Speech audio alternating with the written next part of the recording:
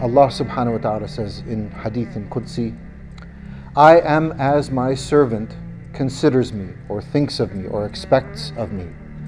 If it is good, then good. If it is evil, then evil. If he expects that which is good from me, then he will receive that which is good. It is better for him. And if he expects that which is not good, evil, from me, then he will receive that which is not good. So there's a principle in Islam: expect that which is good if you are a believer, if you are sincere, and you will find it. وقال رسول الله صلى الله عليه وسلم حسن ظنك بالله. Make that which you expect from Allah to be that which is good, because the mercy of Allah is extended to anyone who believes and repents, asks for forgiveness. Ibn Mas'ud said, I swear by the one besides whom there is no other God. There's not a servant of Allah who expects the good from Allah subhanahu wa ta'ala except that Allah will give it to him. وقال رسول الله صلى الله عليه وسلم عجبا لأمر المؤمن فإن أمره كله خير وما يكون ذلك أو لا يكون ذلك إلا لمؤمن. Strange or unique or amazing is the condition of a believer, because all of his matters are good for him, and that is not applicable to anyone except he who is a believer. So if good comes to the believer, then he thanks Allah. He's not puffed up with pride. He doesn't forget about his obligation to Allah. He stays obedient to Allah. He stays on the straight path, and he's rewarded for it. And if something bad happens to him, no matter what he suffers, he still believes in Allah, he still maintains the hope in the good of Allah, and again, he is blessed and rewarded for it.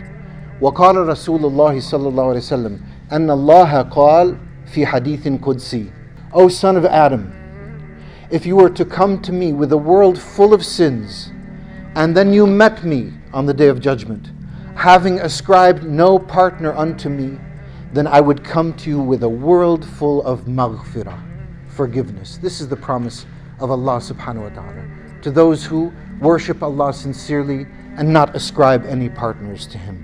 And what does Allah do by punishing us? What does Allah benefit by punishing us? As He says in the Quran, مَا يَفْعَلُ اللَّهُ بِعَذَابِكُمْ إِن شَكَرْتُمْ وَآمَنْتُمْ. What would Allah do? What does Allah benefit by punishing you?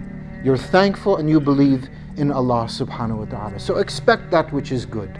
And so then we ask ourselves, who is that abd that is deserving to expect that which is good from Allah?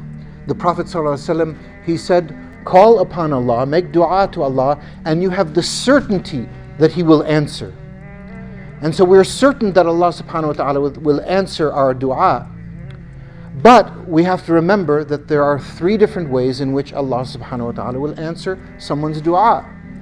Either you will receive that which you called upon Allah for in the dunya, and you will see it, you will receive it, or by your dua, Allah subhanahu wa ta'ala will remove from you or protect you from something which is harmful to you.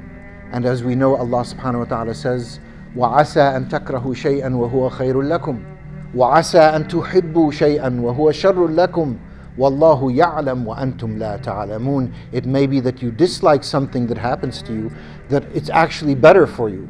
And it may be that you like or want something for yourself which is actually not good for you. وَاللَّهُ يَعْلَمُ وَأَنْتُمْ لَا تَعْلَمُونَ. It is Allah who always knows, and we are in the situation where we really never know ourselves.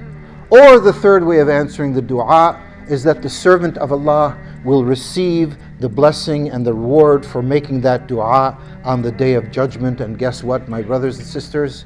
On the Day of Judgment, you will wish that none of your dua that you had made to Allah subhanahu wa ta'ala had been answered for you in the dunya. You will wish that Allah subhanahu wa ta'ala had saved it all for you on that Day of Judgment. And so, is it just anyone who has the right to expect that which is good from Allah?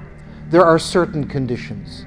Number one, of course, is ascribing no partners unto Allah subhanahu wa ta'ala at all.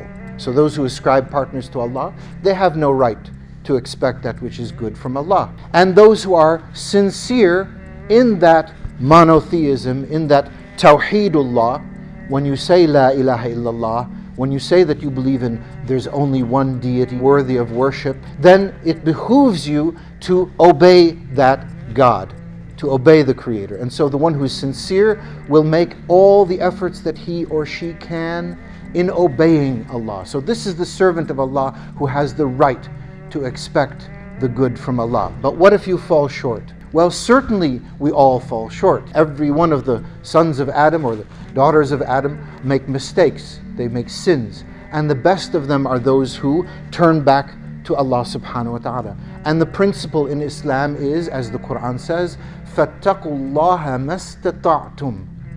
Fear Allah, or guard yourselves against the displeasure of Allah to the degree that you personally are able to do. And Allah subhanahu wa ta'ala fills in the rest.